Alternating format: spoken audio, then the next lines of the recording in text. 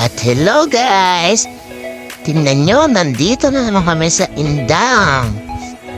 Sa dami ng ilog namin napuntahan, ito yung pinakamalawak.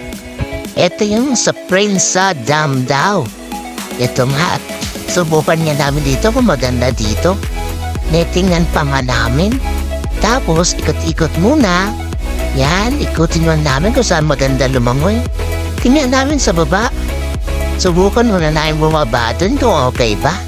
Kaya, tara guys, samahan niyo kami sa baba. Tingnan natin kung maganda ba doon.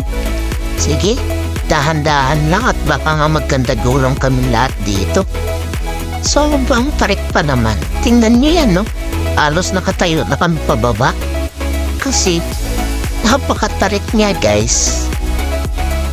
At ito nga guys, yan yung dam na sinasabi ko. Dati, madaming tubig ang umaagas dyan. Ngayon, onti na lang kasi nga, tag-araw na. Ayan, mababa na yung mga kasamahan ko. Ito yung balon guys, kaso wala ng tubig. Pwede kayo sana kumuha ng inumin dyan. Natuyo na rin.